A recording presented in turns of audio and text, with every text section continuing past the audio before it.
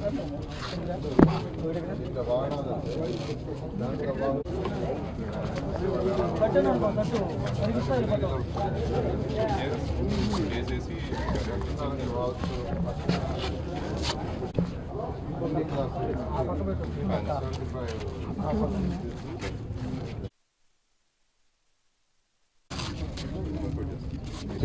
2014-19లో నేను ఈ రాష్ట్రంలో మంత్రిగా ఉన్నప్పుడు ఈ విఆర్ హై స్కూల్ పైన ఒక college 11th class 12th class start చేసాం. అది రెసిడెన్షియల్. ఒక 300 మందిని తీసుకునేవాళ్ళం. ఒక 150 మంది నెల్లూరు వాళ్ళకి, ఒక 150 మంది బయట వాళ్ళకి కూడా ఆపర్చునిటీ ఇచ్చాం. అద్భుతంగా రిజల్ట్స్ ప్రొడ్యూస్ చేశారు. ఎంతోమంది స్టూడెంట్స్ ఐఐటీలో, ఎన్ఐటీలో, IIITలో, బిట్స్ పిలానీలో, డిఫరెంట్ స్టేట్ యూనివర్సిటీలో జాయిన్ అయ్యారు.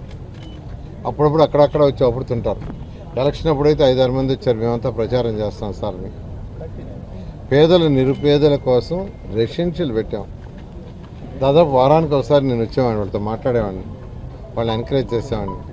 కానీ గత ప్రభుత్వం దాన్ని నిర్విరామం చేసేసి హాస్టల్ గిస్టల్ అన్నీ తీసేసింది. పేద ప్రజలు, పేదవాళ్ళు ఎంతోమంది ఉన్నారు. వాళ్ళకి ఒక మంచి ఎడ్యుకేషన్ ఇవ్వాలని నారాయణ ఇన్స్టిట్యూషన్ నుంచి స్టాఫ్ పెట్టా. నారాయణ ఎడ్యుకేషన్ ఇన్స్టిట్యూషన్ నుంచే ఐఐటీ చెప్పే maths, physics, chemistry, botany, zoology నేనే ఫ్రీగా ఇచ్చా. జీతాలు నారాయణ ఇన్స్టిట్యూషన్ నుంచి ఇచ్చాం. ఎందుకంటే నెల్లూరులో పుట్టి పెరిగినందుకు ఈ రాష్ట్రం, ఈ దేశంలో ఎడ్యుకేషన్ ఇన్స్టిట్యూషన్స్ని ఎంతో ఉన్నత స్థితికి నారాయణ ఇన్స్టిట్యూట్స్ తీసుకుని ఈరోజు మంత్రిని అనే ఉద్దేశంతో ఆ రోజు పేదల కోసం చేశారు. కానీ గత ప్రభుత్వం నిర్విరామం చేసి హాస్టల్స్ తీసేసి దిక్కుముక్క లేకుండా చేశారు. అయితే మొన్న ఎలక్షన్స్ ముందు నేను అందరికీ చెప్పాను ప్రజలకి, మళ్ళా అదే విఆర్ హై స్కూల్లో ఒక చక్కటి స్కూల్ స్టార్ట్ చేస్తే సారి చక్కటి స్కూలు, నర్సరీ నుంచి ఇంటర్మీడియట్ దాకా, nursery to intermediate day scholars అయితే పేదలు నిరుపేదలకు 2000 మందికి స్టార్ట్ చేస్తానని చెప్పాను. ఈరోజు పెన్నారి కట్ట మీద కావచ్చు, సర్రేపల్లి కాలువ కట్ట మీద కావచ్చు, జాఫర్ కెనాల్ కట్ట మీద కావచ్చు, అనేక స్లమ్స్లో ఉండే పేదలు నిరుపేదలు ఎంతోమంది ఉన్నారు. కొంతమంది తల్లులు ఆ పాచి పని చేసుకుంటూ ఉన్నారు. స్కావెంజర్స్, స్వీపర్స్, వాళ్ళకు వచ్చేది అంతంత మాత్రం. అయితే వాళ్ళందరూ కూడా కోరుకుంటుంది వాళ్ళ పిల్లవాడు ఉన్నత స్థితికి పోవాలని. ఒక కలెక్టరు, ఒక డాక్టరు, ఒక ఇంజనీరు, ఇలాంటి ఒక సైంటిస్టు, ఒక పోలీస్ ఆఫీసర్ కావాలని. కానీ వాళ్ళకి ఆపర్చునిటీ తక్కువ. ఆ ఆపర్చునిటీ కల్పించడం ప్రభుత్వం బాధ్యత. అందుకే మన ముఖ్యమంత్రి గారితోనూ, విద్యాశాఖ మంత్రి లోకేష్ గారితో నేను మాట్లాడా. ఒక 4 ప్లేసుల్లో, ఈ ఆంధ్రప్రదేశ్లో 4 ప్లేసుల్లో మోడల్గా స్కూల్ స్టార్ట్ చేస్తాం.